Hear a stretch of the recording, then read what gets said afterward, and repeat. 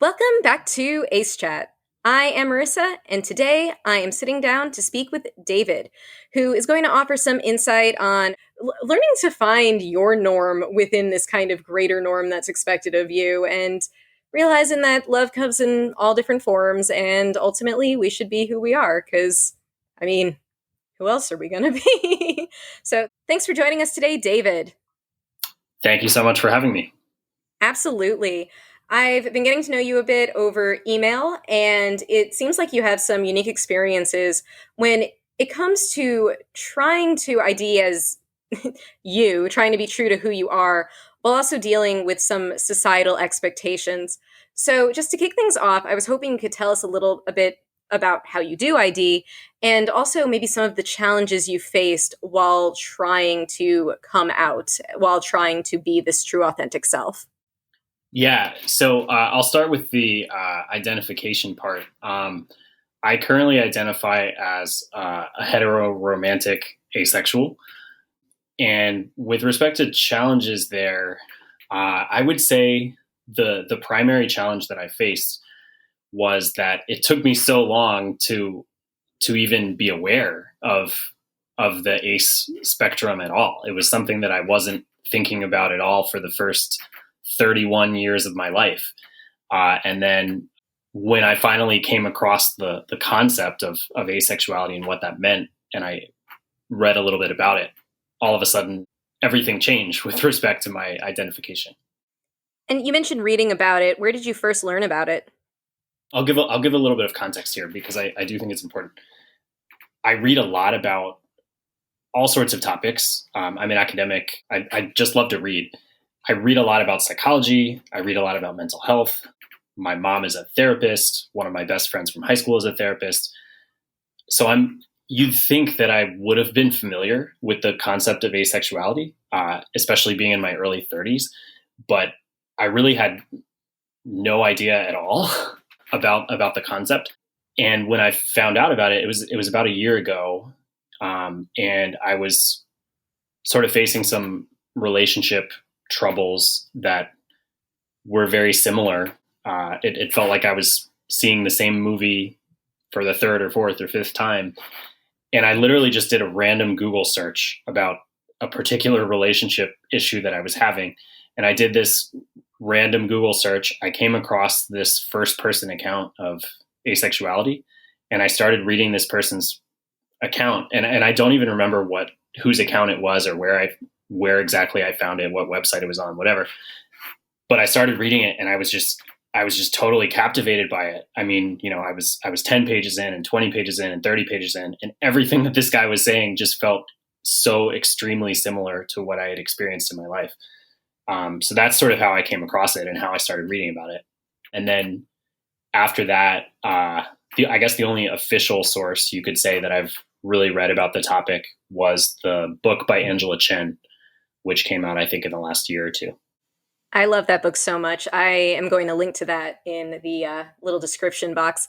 But I think what you're saying makes a lot of sense because, yeah, everyone has, well, I shouldn't say everyone, but I feel like a lot of aces have this one moment where they're like, I found this random thing on Tumblr, or I found this random book, or someone mentioned asexuality offhand, maybe as a joke, and it just hit me like, wait, that's a thing, that's real, and it just resonates.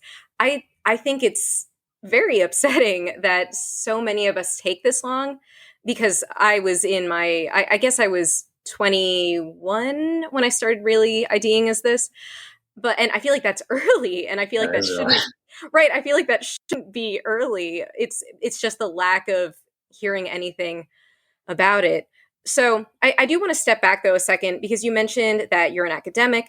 Is this is asexuality ever something that has come up in the classroom? Is it ever anything that you feel like you need to disclose, or would you even know how to go about doing that? That's a great question. Actually, two great questions. As far as whether this has ever come up in the classroom, I would say no. I don't remember any experience as a student when this came up, and as a professor, I myself wasn't even thinking about it until very recently. So In the classroom, it hasn't really come up. It hasn't really come up in conversations with colleagues. I'd say the only time that it has come up for me in the university setting, there was a my my research assistant, or one of my research assistants. He was leading a workshop about sexuality, all sorts of topics related to sexuality in the context of our university.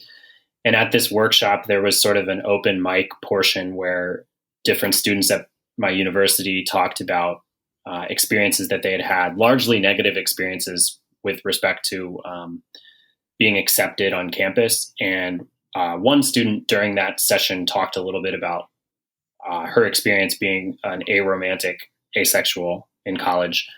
And one of the points that she raised that I thought was really interesting was that sometimes in foreign language classes, professors will talk about they'll create activities for students where they're supposed to describe their ideal romantic partner, for example, and that can really this student was highlighting that can be really uncomfortable for somebody who identifies as ace, because all of a sudden they either have to pretend like they are interested in a romantic partner, which they're not, or they have to come out in the classroom setting, which might be equally uncomfortable. So I thought it was really interesting to hear about that. But honestly, that is the only time that the topic has really come up at all in the work setting for me.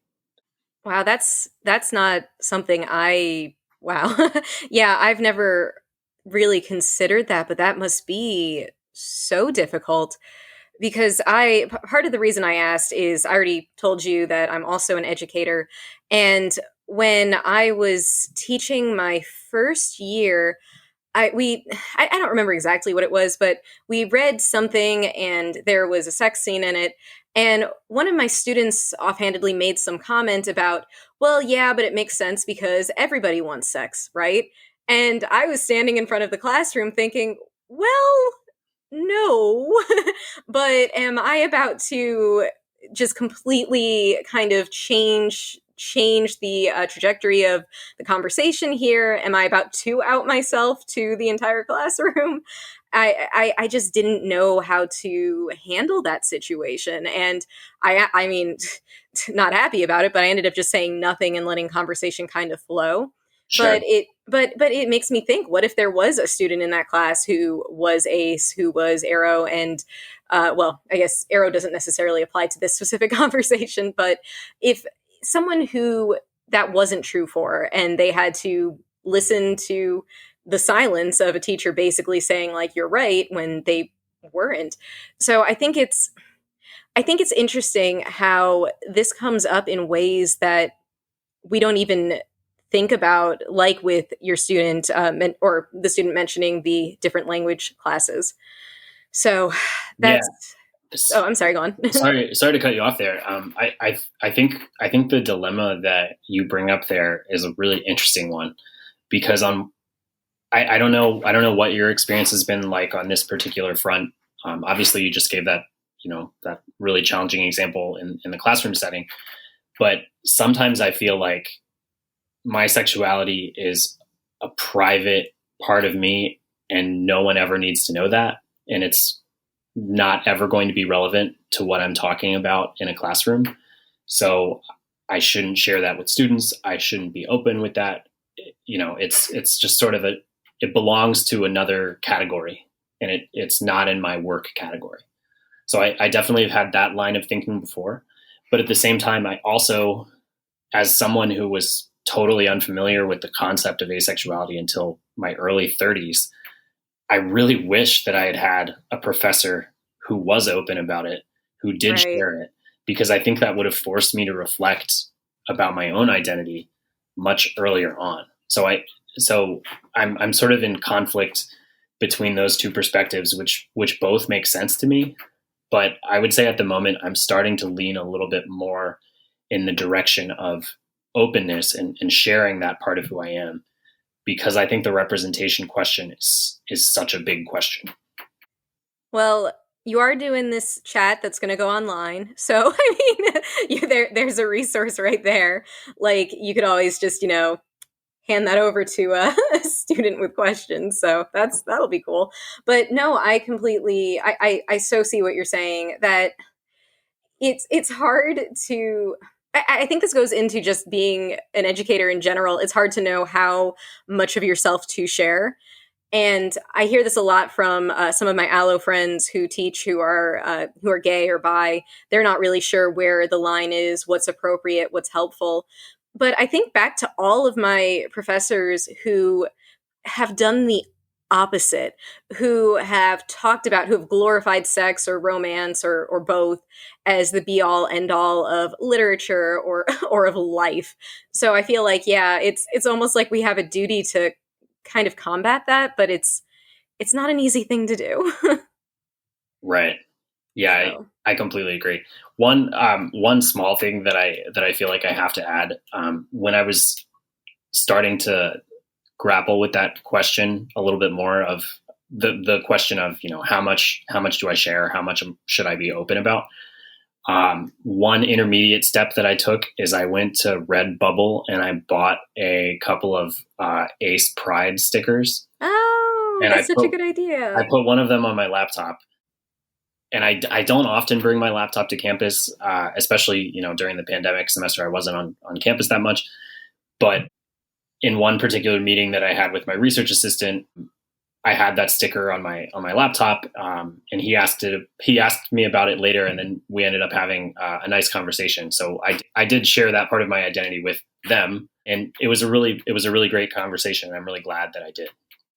No, that's great. I think that the little ways in which we can show off our pride. I don't know about you, but I've got, my black ace ring. I wear purple all the time. It's just it's anything to disrupt the norm, which actually makes me want to get into this direction, or switch directions, I guess, and talk about this idea of how the normalized dialogue, I guess, the normalized expectations are that as a cis male person, you are supposed to be obsessed with sex. You are supposed to be, it's supposed to be an important part of your identity and sense of self. So I'm wondering if you could speak a little bit more to this is what we call a leading question, to the problematic nature of that assumption and how it's affected you growing up, but also more recently now that you do ID this way. Oh my gosh, I feel like we could talk about that for hours. Agreed. Um, so with respect to growing up, there were just so many moments starting in middle school and high school, just so many moments where everybody was always assuming that sex and sexuality was front and center.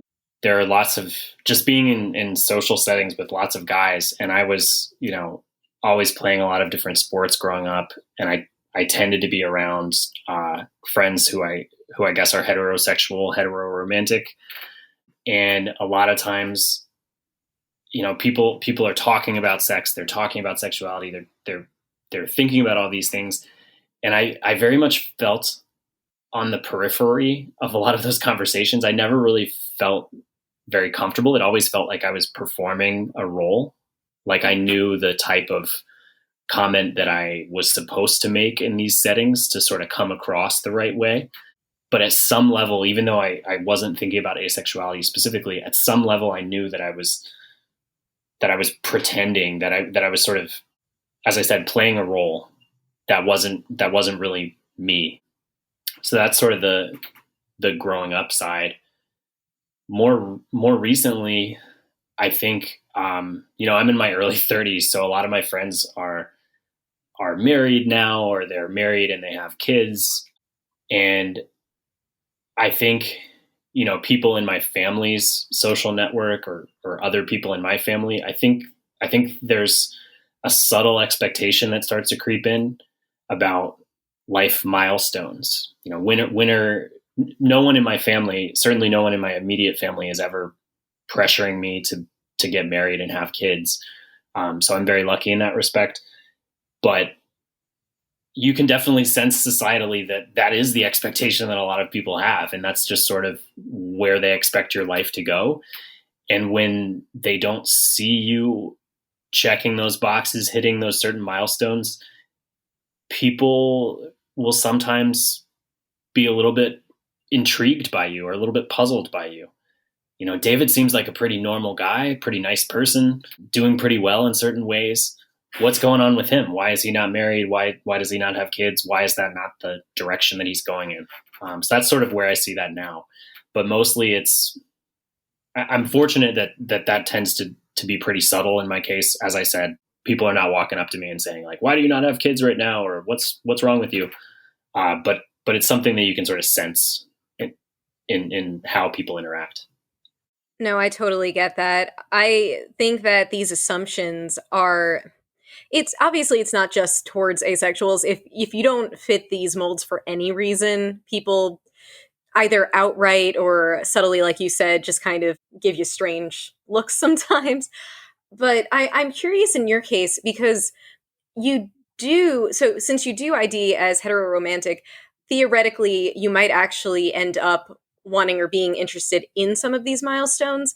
How do you balance kind of these societal pressures with understanding like this is actually what I want or does it cause confusion where it's like do I want this or just does society want me to want this?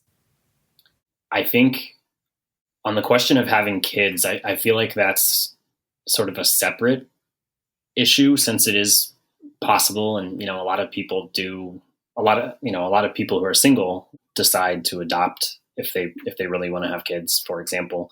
One of many alternate pathways that people can take or sort of non-normative pathways.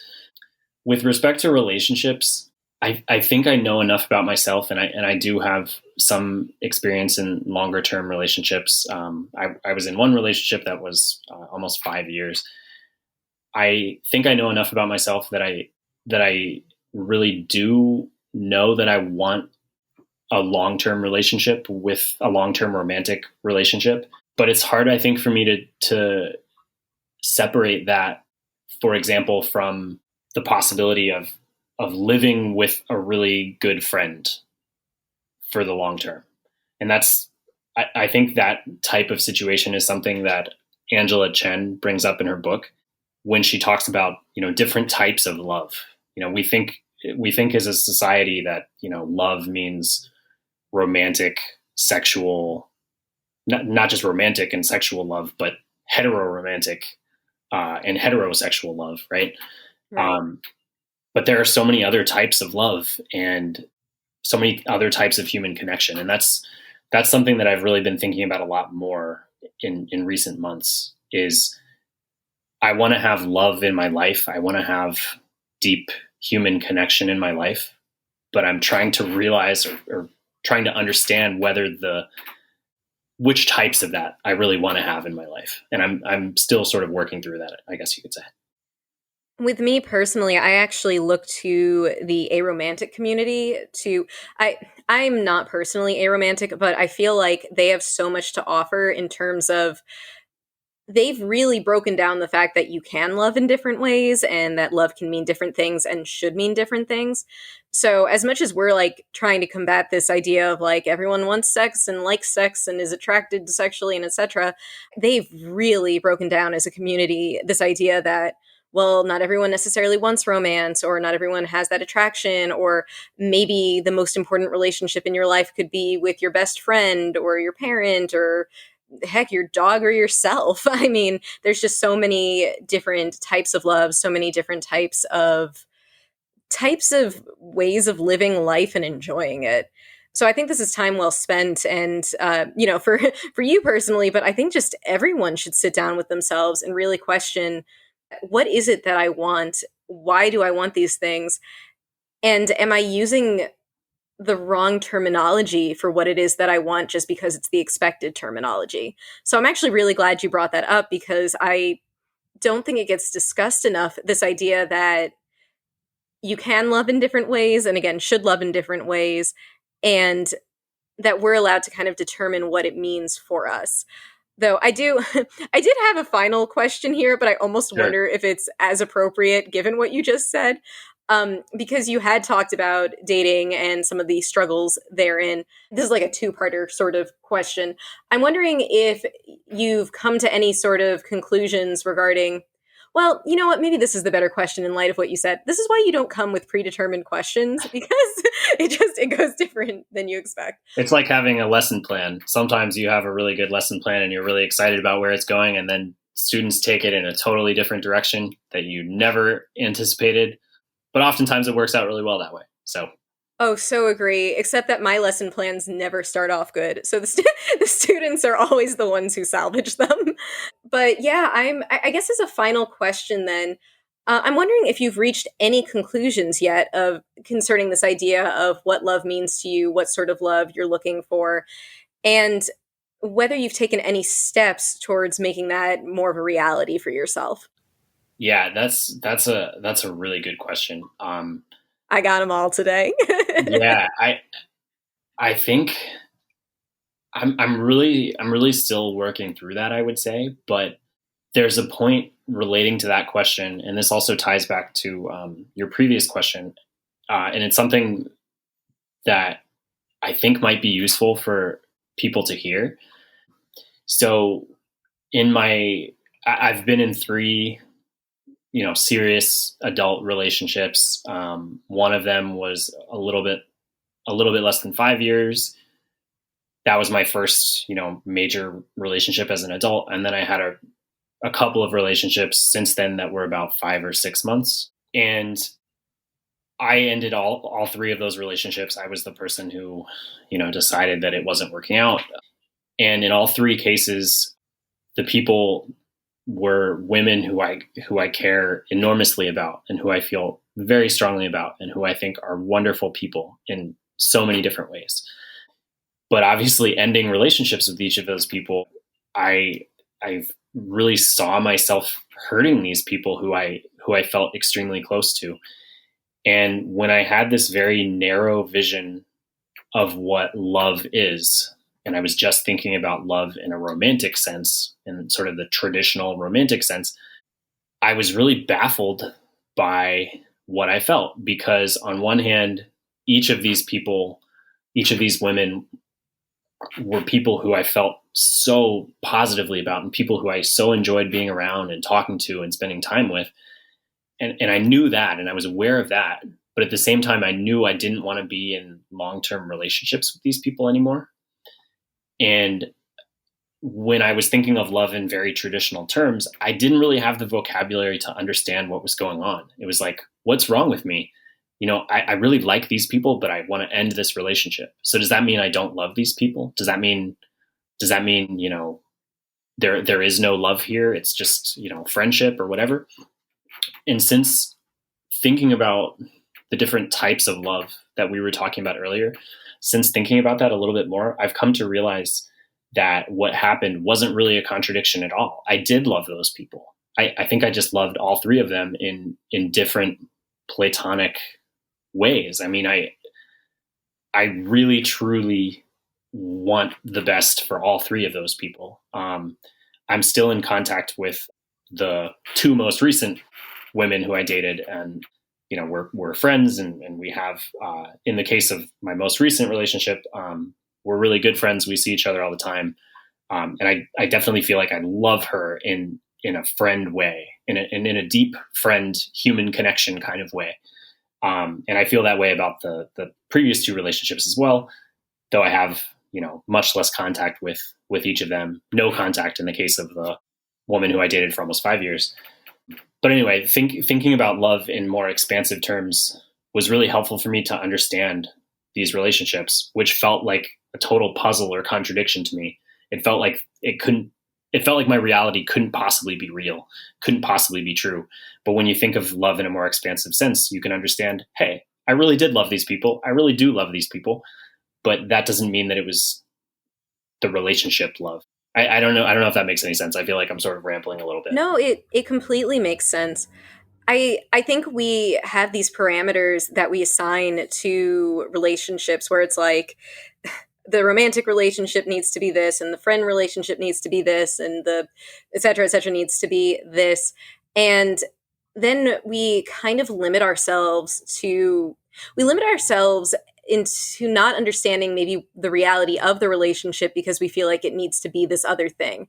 But you can still feel love towards people without it being that same sort of script or, hitting the same check boxes. It can hit other ones and be equally valid and wonderful, just in a different way. So no, I think you're making total sense. Unless my summary is not making sense, in which case neither of us is making That sense. no, that was a great summary.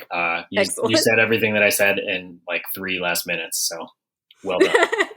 Well, hey, educators working together, right? Just I actually, and that makes me want to lead into my final question, but I want to know if there's anything else you want to cover before I go into that one, because it's a stupid kind of fun educatory sort of question.